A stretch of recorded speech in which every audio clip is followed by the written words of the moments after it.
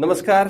रवी सत्यशोधक या यूट्यूब चॅनलवर आपलं सर्वांचं स्वागत आहे. मी रवी डोईफोडे. मी आजची जी व्हिडिओ घेऊन आलोय ती अजितदादांबद्दल घेऊन आलोय आणि मला तुम्हाला सांगायचं आहे की मी अजितदादांचा फॅन आहे. अजितदादा पवारांचं मी चाहता आहे आणि त्याचे कारण काय आहेत नेमके, तर या व्हिडिओमध्ये मी तुम्हाला 3 कारणं सांगणार आहे. तर पहिलं कारण ह्या व्हिडिओतून तुम्हाला मिळेल की अजित पवार 7 वाजता पूजा अर्चा करून आले.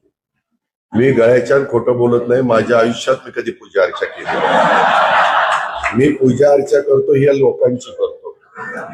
ज्याचा स्वतःवर विश्वास नसतो तो म्हणतो देवा पाव रे पाव. अरे तू काम केलं तर देव पावणारच आहे. हे जे काही आहे ही अंधश्रद्धा आहे. दुसरं कारण असं की दादाचा कामाचा वेग, दादांना विकास करायचा आहे, जो विकास दादांनी पिंपरी चिंचवडमध्ये करून दाखवला.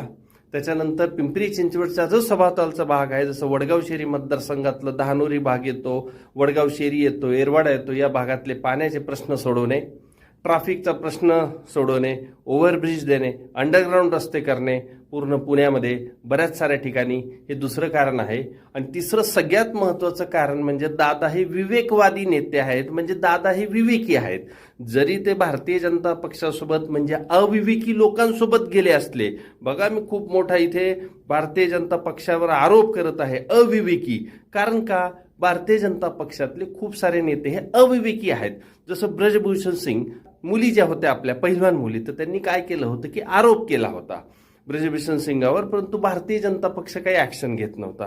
किंवा आत्ताचं जे प्रकरण आहे, म्हणजे या महाराष्ट्रामध्ये सुद्धा काही प्रकरणं घडलेले आहेत, जसं ते काटेचं प्रकरण आहे, वंगण टाकण्याचं प्रकरण. म्हणजे भारतीय जनता पक्षाच्या कार्यकर्त्यांनी काही चुका केल्या तरी त्याला पाठीशी घालायचं, त्याला पक्षातून काढायचं नाही. परंतु लातूरचं जे सूरज चव्हाणांनी जी मारहाण केलेली आहे गाडगे यांना, तर त्या केसमध्ये अजितदादांनी सूरज चव्हाणांचं तात्काळ निलंबन केलं.